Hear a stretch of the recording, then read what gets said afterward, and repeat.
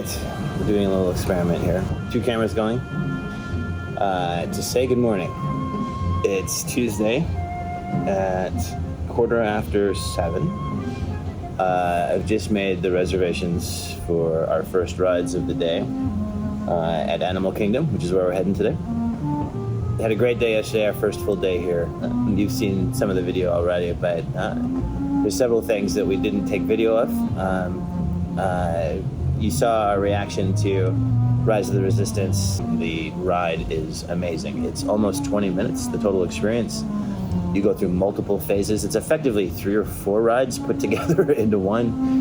And the story is you're a rebel that's leaving a planet to go someplace else.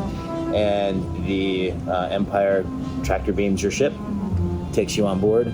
And the main thrust of the show is you being on that space cruiser, on that Star Destroyer, and being rescued by a commando team and fighting your way out of the Star Destroyer, and then drop shipping out of that Star Destroyer on your original transport and crash landing back on the planet that you started from. Amazing. It's a dark ride, it's a thrill ride, it's a bit of a roller coaster / drop ride like Tower of Terror. It's a walkthrough attraction. You start off being put in an interrogation chamber, of course, because you've just been captured by the Empire, and you hear sounds in the next room. Kylo Ren is the bad guy. He's the antagonist, and you see him sporadically in various ways. Projection auto animatronics a couple of times. One of the figures is then highlighted that it's the most realistic non-human human he's ever seen, and holy cow, it's amazing. Anyway, that was the last ride we did yesterday, and I just wanted to reiterate that it was amazing. Amazeballs, amazing. So other things that we didn't really film yesterday, or the other big thing we didn't really film, was just a happenstance. You've seen the film on from Slinky Dog Dash that we all took, and then right there at the beginning almost, Cole complains about a bug and then eventually a bee being in his ear, and he was stung. He was legit stung right on the lobe of his ear. We got off the ride and had a look, and Courtney pulled the stinger out, which was still attached to his ear. Luckily, it didn't really look like it was a strong or full sting. You know, his ear never swole at all. It was a little bit pink and a little bit tender to the touch, but it would never have got like a normal bee sting would get. So we figure that it was just brushed away, or the wind took it away as soon as it tried to sting Cole's ear. But random, right? Like, how the hell? Poor Cole. He was just in the middle of telling me, just as the roller coaster started, that he had been nervous about riding it. He always gets nervous about roller coasters, even though he's done this one before. There are other rides that he's ridden in the past that eventually he gets very nervous about and stops riding. And he was about to tell me that story. He started saying that he was nervous about the Guardians of the Galaxy roller coaster in Epcot that we'll do in a couple of days. He had just gone into this while we're on the ride, right? So it's important to him to talk about this, and he's nervous because we're already on the ride, but he still wants to talk to me about it. And then, boom, bee sting, and so the whole ride changed, and he was no longer nervous about the ride. So, in some sense, a silver lining. Anyway, I'm on the patio here at the hotel, as you can tell, right by the lounge, the outdoor lounge at least, which you can see from the 360 camera, and then the pool is over there, which you can also see from the 360 camera. And it's a nice place to sit in the morning. I don't understand. There's lots of people awake, but like I said, it's just past 7. And because it's just past 7, all the people that have been planning this trip with any sense of responsibility have just been on the app, in the last half hour to go get their first lightning lanes and their first individual lightning lanes of the day. So there's lots of people up inside, is what I'm saying. No one comes outside in the morning. This is 2 mornings in a row I've sat out here. Floridians, I guess. I don't know. I don't get it. We're just too used to air conditioning because it's beautiful right now. Okay, that's it. Just wanted to fill in some blanks from yesterday. Animal Kingdom today, starting off with safaris, then Flight of Passage. That's it for now. Good morning. See you later.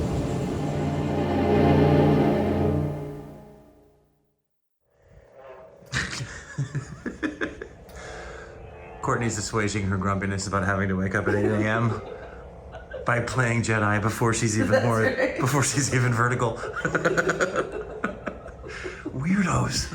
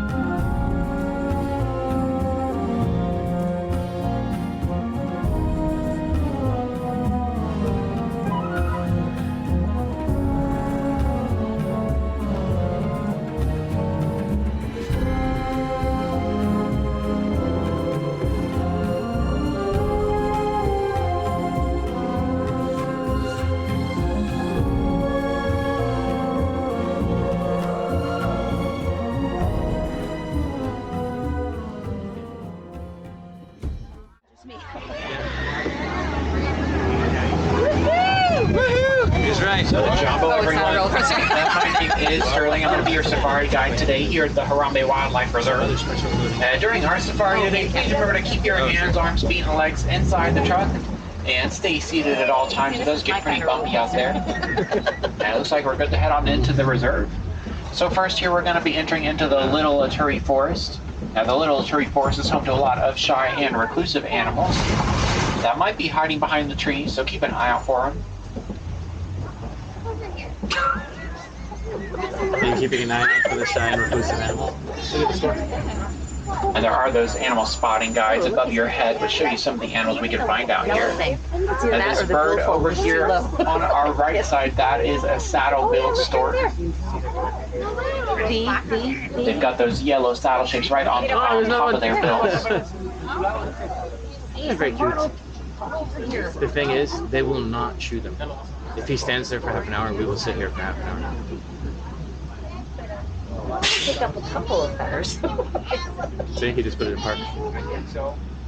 Very cute. You missed the, did you see the other guys, the OPP or whatever? They went that way. No, I didn't see them. They were doing like a race. Oh, really? Yeah. Oh, there it is. See it right here? Oh, yeah, up there in the top. Oh, yeah. Can't see the stripe. I can't see the stripe. There. Bongo. That's a bongo. Seriously, like, they'll just let us wait forever. We might miss our next lightning lane. We're waiting for a bird to cross the road. And there's nothing we can do about it. All right, there he goes. Oh, there he goes. He's on the wall. That's super cool that they do that. Did he get up on the... On the wall thing. The other one's coming back, though. Yeah, he is. You He think totally you're is. gonna pass? He's like, nice try. Oh, but look, now he's flapping. And those saddle-billed storks do have those yellow saddle shapes up on top of their bills. They're hiding. Emily, look over here.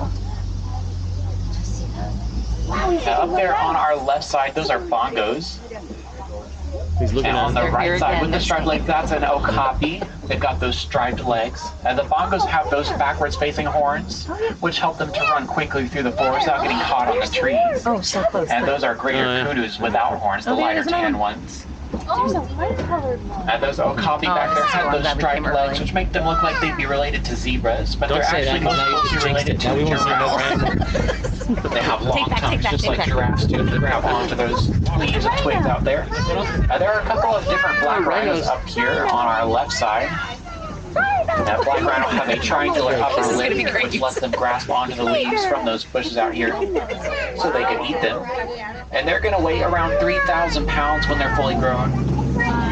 But they're actually not the largest rhinos here on the reserve. That would be the white rhinos. Now, white rhino can weigh up to 5,000 pounds, so we'll see if we can find any white rhinos a little further on out here.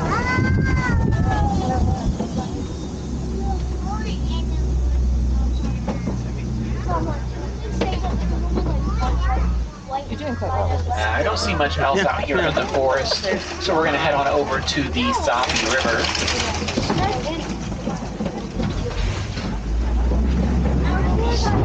Now, the Safi River is home to water-loving animals like Nile crocodiles and Nile hippos, so keep an eye out here in the water for any bubbles or shadows, because that might be them underneath the water.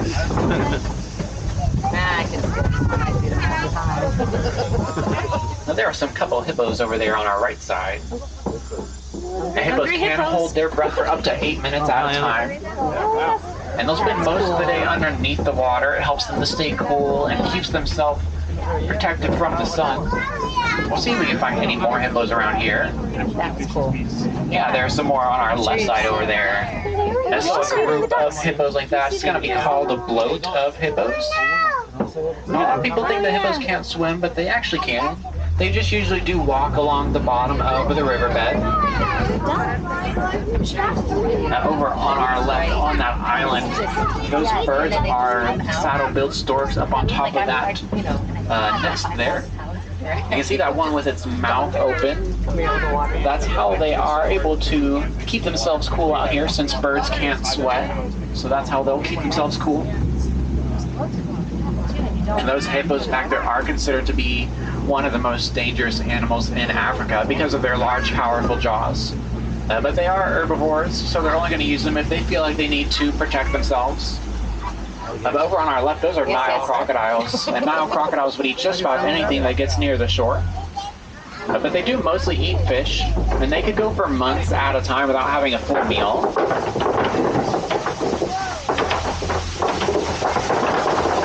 Make that noise up here. So people like you are unnecessarily nervous. All right, we're gonna head on over to the savannah now, though. The savannah is where we can find a lot of Africa's most famous animals, like zebras, giraffes, It's hard to do and this. It's harder than it elephants. So looks. keep an eye out for all those You want me to different try? animals out here. Yeah, if you don't mind. Yeah, not at all. Just I'm slowly fanning back and forth.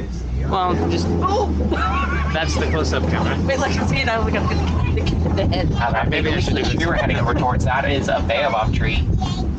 Baobab tree are also known as upside-down trees because of those leafless limbs. They are going to be leafless for 9 months out of the year, and they can hold thousands of gallons of water inside of their trunks. No, I got it. Which animals on the savannah could pierce with their horns or tusks and actually be able to drink from them? Oh, we're good. Oh, Thank you.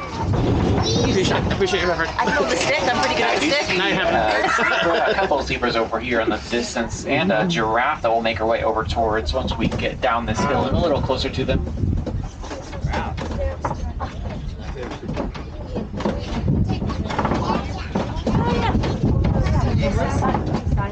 Also, way over there on the right side, there are a couple of wildebeest over by those bushes. I think I can see a few more wildebeest that are a little easier to see out here also. Now there is another one of those zebras that will be a little closer. That is a Hartman's Mountain zebra. Hartman's Mountain zebra have those black noses, which tells us that they are black zebras with white stripes. Oh. If they had a pink or white nose, that would be a white zebra with black stripes. And all zebras do have their own unique stripe patterns. That's how they're able to tell each other apart, just like how our fingerprints work. You know, there's And a group of zebras is going to be called a dazzle of zebras. That's Over there on our left side, there are some African wild dogs laying down in the grass under the shade there. The African wild dogs look like they might be related to our own pet dogs. But they're actually a different animal. They only have 4 toes on each paw. They're also called African painted dogs because there are colorful patterns on their coats. And they are one of the most successful hunters in Africa. They have about an 85% success rate. Not if you're gonna go, oh, you only have 4 toes? These cattle with those big horns, those are Nkoli cattle. Yeah. And Nkoli cattle horns can grow up to 6 feet long from tip to tip. They're mostly hollow on the inside, though. They have a honeycomb-like structure inside of them, which helps to keep them cool. That's kind of And cool. those antelopes over there by those bushes, those are sable antelope. They've got those long curved horns, which let them protect themselves from any predators that might be attacking from behind. They'll just whip those heads back and poke them away. And they are the emblem of our reserve also. So if you see our sign, that's the animal that's on it. And we did pass by a few termite mounds over here. And a bunch of different animals out here on the savannah would use termite mounds to stand up on top of so that they could get a better view and watch out for any predators that might be around. I want to see Marcus.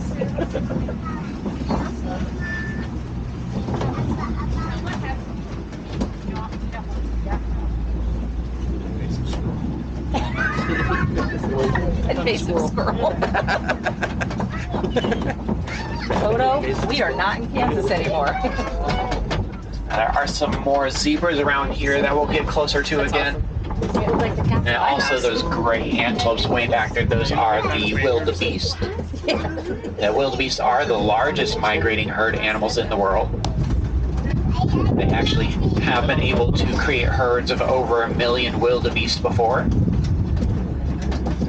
And there's another one of those zebras up close to us again. Hello, cutie. He's having breakfast. He was late. His mom was saying 30 minutes. And those wildebeest up there on the hill, those are also known as nu in Swahili, because that's the sound that they make. And those smaller antelopes also up there with them, those are springbok. The word springbok translates to jumping antelope in Afrikaans, and they can jump really high, up to 6 feet high, and over 12 feet far. So they could jump through this truck if they wanted to. It looks like there's going to be a Maasai giraffe coming up here on our left side. Actually, a couple of Maasai giraffes. Oh, beautiful. Maasai giraffe have those kind of splotchy patterns on them, while reticulated giraffes have more kind of geometric shape patterns on them. That's cool. And they are the tallest animals in the world. When they're born, they're already going to be 6 feet tall. And they can get up to 20 feet when they're fully grown. I'm so glad we came in the morning. And they do have those long prehensile tongues, which let them grasp onto those leaves and twigs from up in the trees there to eat them. 4, 5. Oh, I'm up the And hill. a group of giraffes like that is called a tower of giraffes. Tower of Giraffes. What was it? We're going to head towards these big rocks over here. Often we can find mandrills over here. Mandrills are the largest monkeys in the world. What? So we'll see if there's any on the other side of those rocks.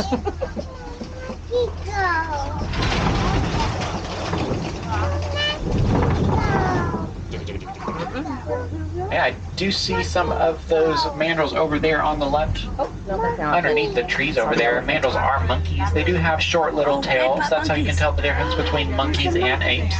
All monkeys do have tails. And the mandrills have those bright blue faces on them. And there is an African elephant over there on the right side. I think we can get a better view over here on the other side of this tree. Very cute. And both male and female African elephants do have those tusks. And they'll use their ears to keep themselves cool by flapping them like a fan. Just by flapping those ears, they're able to keep themselves up to 15 degrees cooler. And I do think those are 2 female elephants. Usually the females are going to live in herds like that, while the males are going to stay by themselves usually. Part of me wants to be next to Cooler. But we are going to head on over into elephant country now, so we might be able to find some more elephants around here once we cross over this old bridge and head towards those old red bridge, plate pits. We can often find elephants around I there. hate it. I hate it when I don't like the noise. I know it's going to be cute. I still don't like it. No.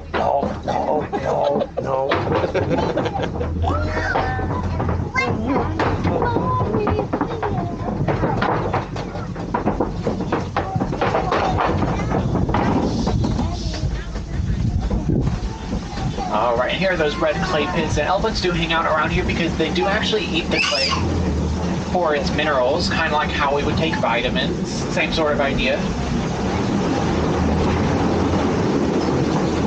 And there are some tusk marks there on the right, so there might be elephants around. Yeah. Actually, I don't know. They might not be. There are videos. I was saying they won't usher the animals away if they're in the way. There are videos on YouTube of people waiting hours for elephants to get out of the way, or giraffes. Oh, really? The elephants? Oh yeah. They're not all the animals are Yeah, I do separated see by some a moat over there in the or distance. Right. Oh, and I'm going Right. up a little bit But I closer thought to us, maybe right some of the behind those elephants. bushes. Oh, taking a shot. Taking a shot. He's ready to Might run. get a better view on the other side of the big rock over here. Yep, see? One moment. I thought some of the other animals that they couldn't cross our paths. Most of the ones that are on these Now, plains. one way to tell the difference between not African elephants and Asian elephants are those ears.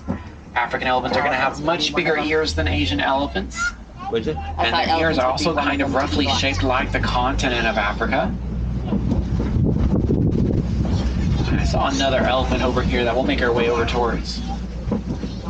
The elephants do use their trunks to pick up their food and also drink with. They seem to be the They also use them to pick up terms of mud keeping and from dirt, moving forward. which they use to protect themselves from the sun, kind of like a sunscreen. They'll throw it up onto their backs.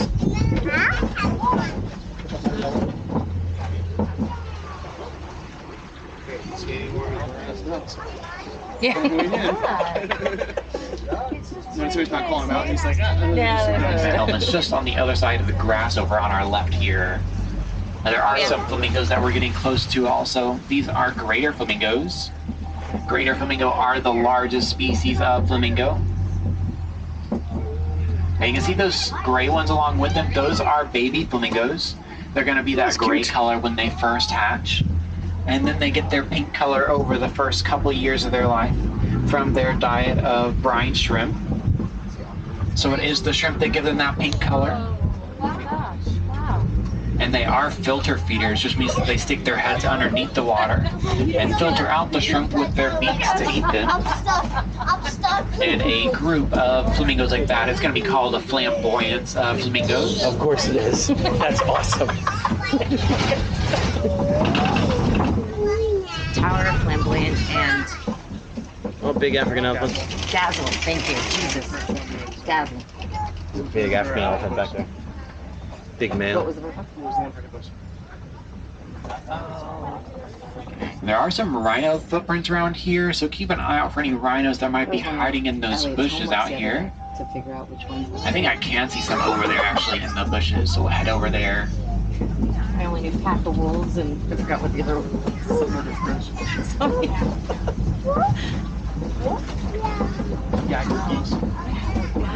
What is that green metallic looking animal back there?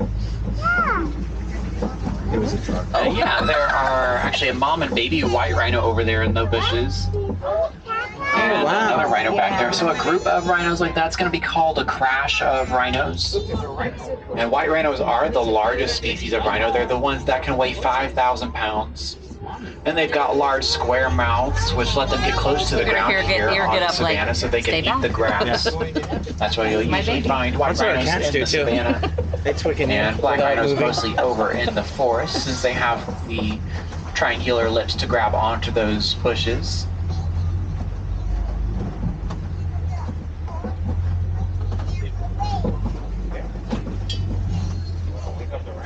Oh yeah, there's something way back there.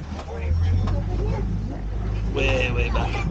I can't tell. Way back up there, that is a cheetah laying down in the grass. And there's another one coming up a little easier to see back here on that hill, walking around. And cheetahs are the fastest land mammals in the world.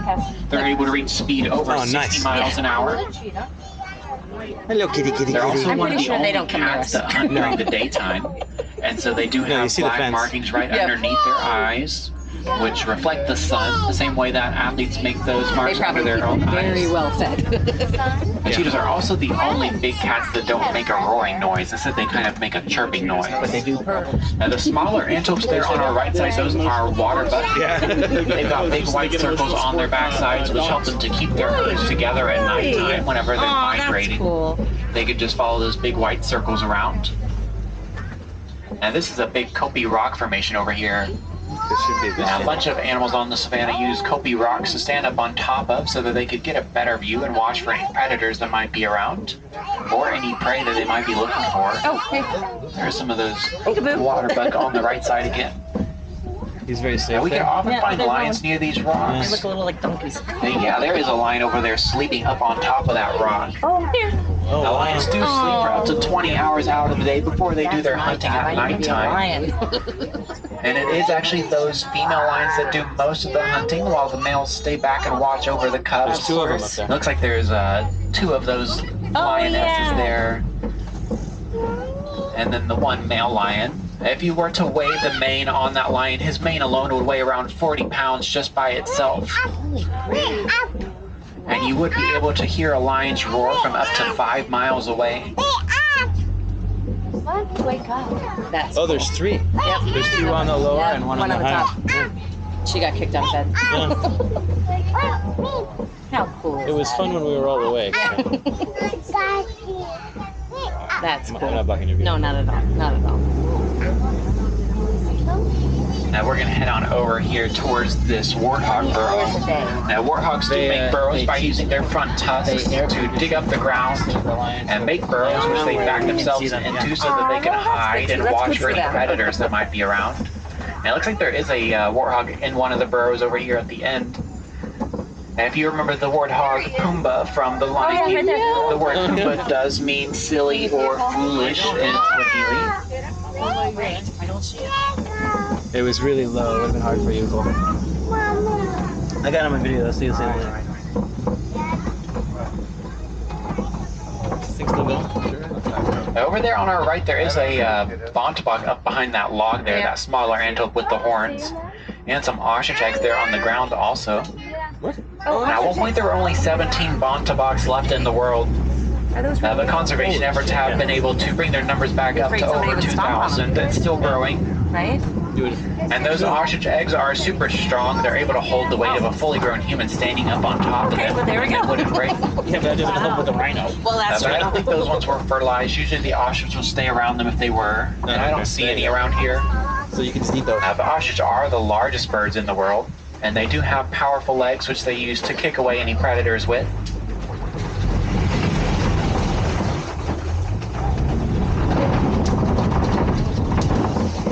Oh, I see goats. And we are heading into the goats? Magadi Glen now, which is where one of our wardens is keeping some of those Nigerian dwarf goats. Oh, yes. And there is one of them They up look on top of their so truck right now.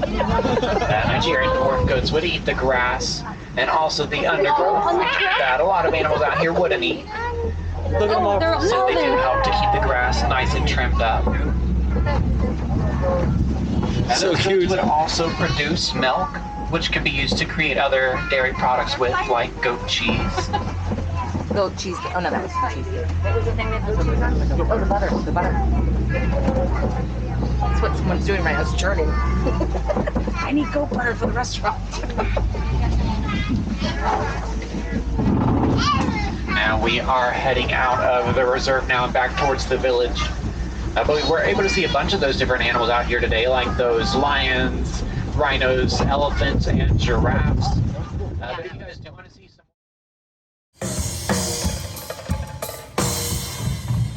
Have a great day, everyone!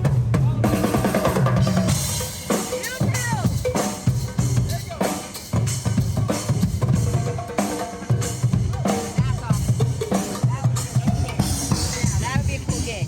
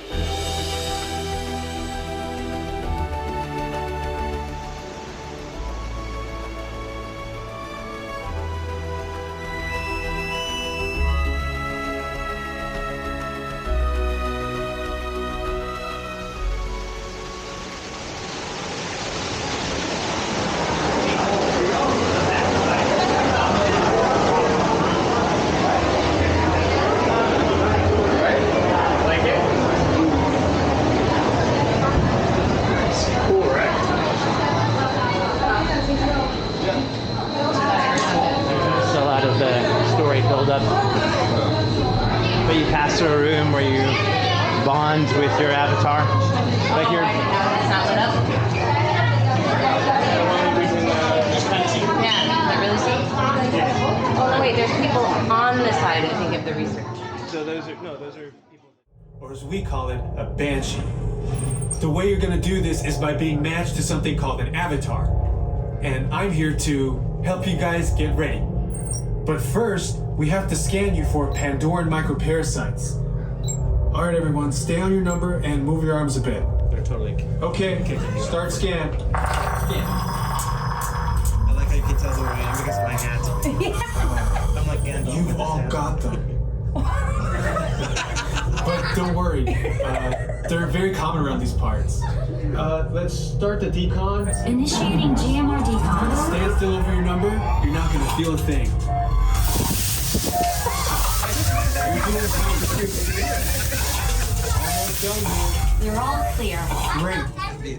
Now let's go over how all this works. Like I said before, you're going to be matched to these things called avatars, which look a lot like the Na'vi. They're created by blending human DNA and Na'vi DNA. Once we match you to an avatar, thanks to a special link chair, your mind will be able to control that avatar. Using avatars to fly this way was all figured out by my boss, Dr. Jackie Ogden. She leads our science team, which is part of the Pandora Conservation Initiative, and we're here in the Valley of Moara studying banshees and their environment. Over a generation ago, this enormous company called the Art